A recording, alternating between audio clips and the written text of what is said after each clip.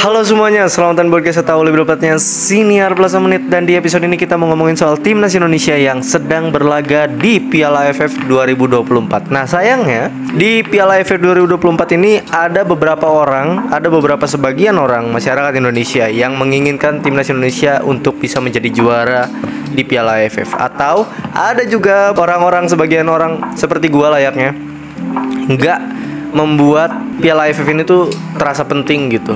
Ada yang juga ya memberikan kepercayaan kepada pemain-pemain muda. Tapi di sisi lain, permainan timnas Indonesia tidak begitu menarik dilihat gitu. Secara permainan ya oke lah 3 gol atau kemarin bisa menang 1-0. Tapi secara kekompakan tim, secara permainan tim, secara struktur dari permainan tim itu sendiri juga tidak membuat sepak bola enak dilihat gitu. Nah, timnas Indonesia kemarin baru saja melakoni pertandingan melawan Laos, dan di situ kita bisa menahan imbang Laos. Gue harus akui kita menahan imbang Laos, walaupun itu bermain di home, walaupun itu bermain di Manahan Solo, tapi kita ini bisa menahan imbang Laos gitu. Kita ada di titik kita nahan imbang Laos aja udah syukur, alhamdulillah gitu. Harusnya sih bisa menang ya. Harusnya sih kita bisa jauh lebih daripada Laos itu sendiri. Tapi kenapa kita bisa bersyukur atas menahan imbangnya Laos adalah karena memang dari segi permainan kita tidak begitu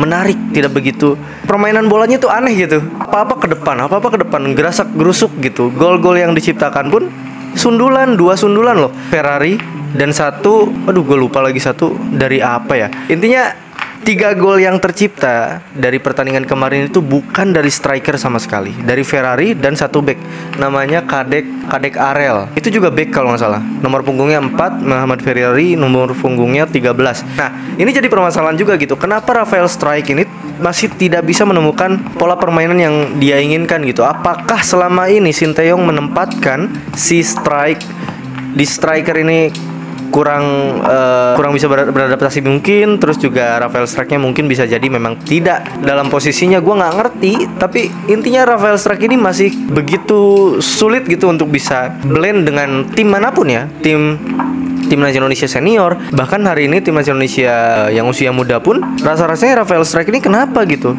Kita jadi bingung gitu. Kita punya 2 striker atau 2 penyerang lah ya. Marcelino nggak bisa dibilang penyerang sih, tapi dia sering sekali menyerang lah. Tapi kita bingung gitu.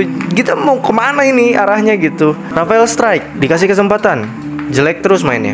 Marcelino Ferdinand dikasih kesempatan, oke, ketika melawan Arab Saudi dia bisa cetak 2 gol. Tapi kemarin Marcelino Ferdinand gue harus akui, kita harus mengakui semuanya, bahwa Marcelino Ferdinand di pertandingan melawan Laos kemarin itu Marcelino Ferdinand yang kita tahu, yang kita lihat selama ini, itu adalah Marcelino Ferdinand yang asli.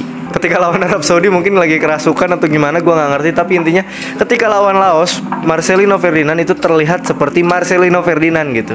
Egois yang pertama. Yang kedua, ya kita tahu lah, dribble, gocek, lepas bola.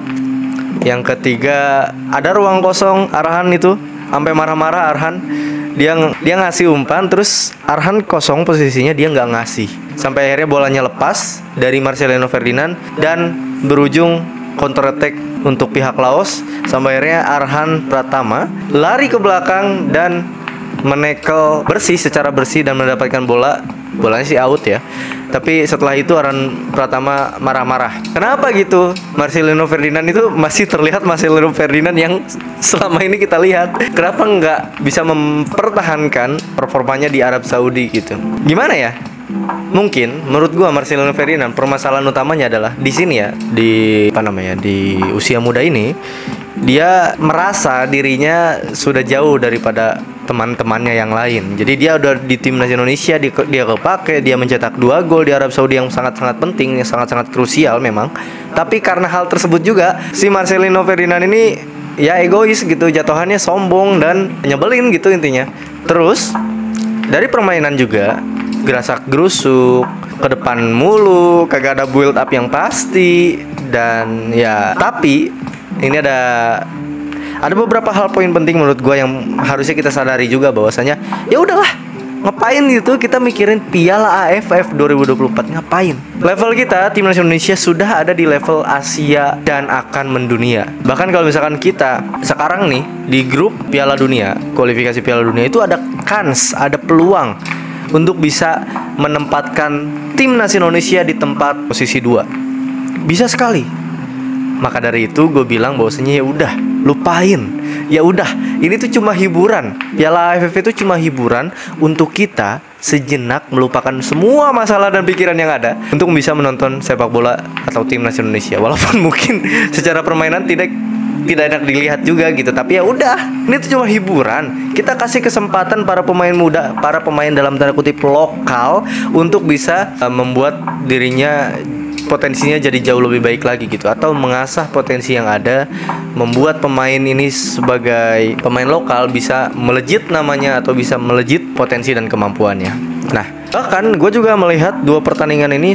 Pertandingan pertama itu skuadnya oke, tapi pertandingan kedua skuadnya langsung ada beberapa orang yang dirubah dan diganti, dan itu menurut gue oke, fine. Kenapa? Karena ya udah, ini kan tujuan dari Piala AFF ini kan uji coba gitu, kasarnya ya, uji coba tapi resmi tapi tidak resmi juga gitu. Uji cobanya resmi karena ada Piala AFF gitu, turnamen, tapi tidak resmi karena bukan FIFA Matchday. Makanya pemain-pemain seperti Justin Hubner dan segala macamnya itu nggak bisa masuk ke skuad yang sekarang karena tidak diizinkan oleh klub, karena klub tahu bahwasanya ini adalah turnamen ecek-ecek, turnamen ASEAN. Jadi udah gitu, kita ada di level Piala Asia, atau kita ada di level kualifikasi Piala Dunia ronde ketiga, bayangin.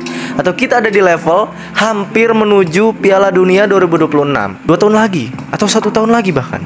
Nah, kenyataannya adalah ya udah, lupain. Ini ada komentar-komentar yang menyebalkan menurut gua. Mereka komen panjang lebar kalau ini segala macam salah dan segala macam. Ya udahlah, lupain aja, tenang gitu. Ini cuma hiburan.